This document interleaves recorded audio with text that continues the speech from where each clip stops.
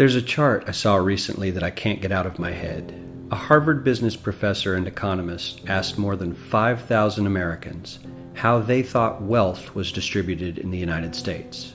This is what they said they thought it was.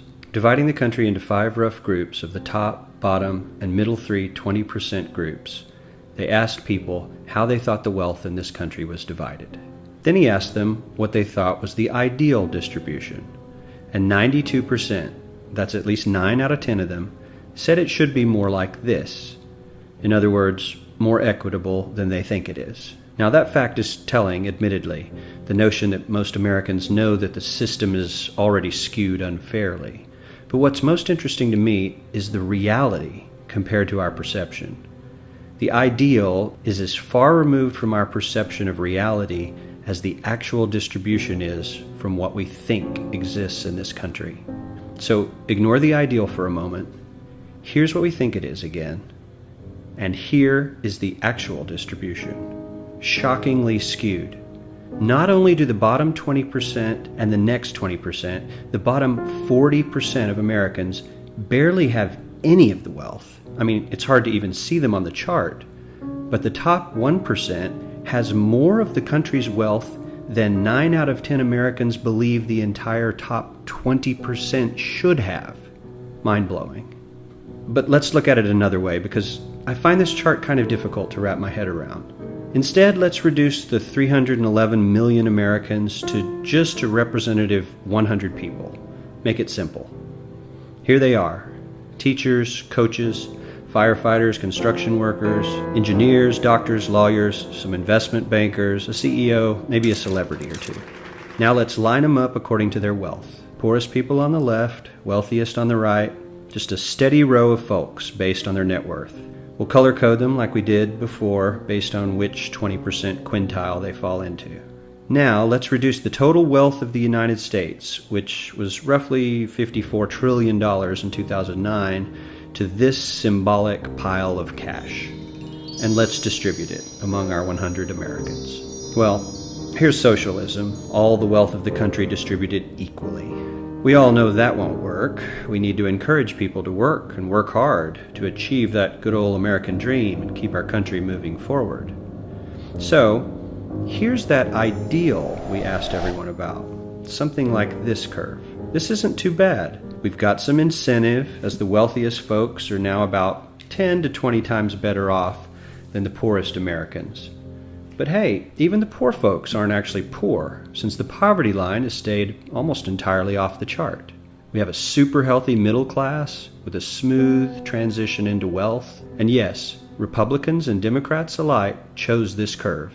9 out of 10 people, 92%, said this was a nice, ideal distribution of America's wealth. But let's move on. This is what people think America's wealth distribution actually looks like. Not as equitable, clearly, but for me, even this still looks pretty great. Yes, the poorest 20 to 30% are starting to suffer quite a lot compared to the ideal, and the middle class is certainly struggling more than they were, while the rich and wealthy are making roughly 100 times that of the poorest Americans, and about 10 times that of the still healthy middle class. Sadly, this isn't even close to the reality. Here is the actual distribution of wealth in America. The poorest Americans don't even register. They're down to pocket change, and the middle class is barely distinguishable from the poor. In fact, even the rich between the top 10 and 20 percentile are worse off. Only the top 10% are better off. And how much better off? So much better off that the top 2 to 5% are actually off the chart at this scale.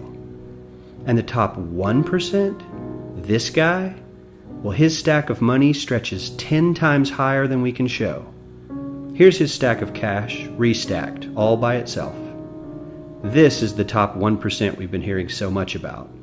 So much green in his pockets that I have to give him a whole new column of his own, because he won't fit on my chart. 1% of America has 40% of all the nation's wealth.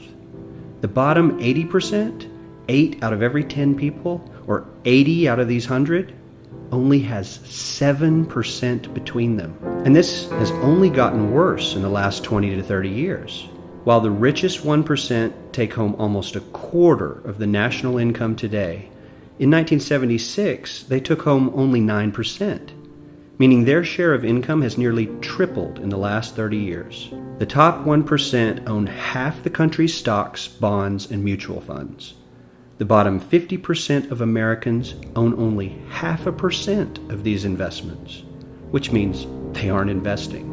They're just scraping by. I'm sure many of these wealthy people have worked very hard for their money, but do you really believe that the CEO is working 380 times harder than his average employee? Not his lowest paid employee, not the janitor, but the average earner in his company.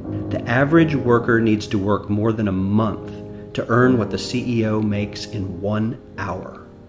We certainly don't have to go all the way to socialism to find something that is fair for hardworking Americans. We don't even have to achieve what most of us consider might be ideal.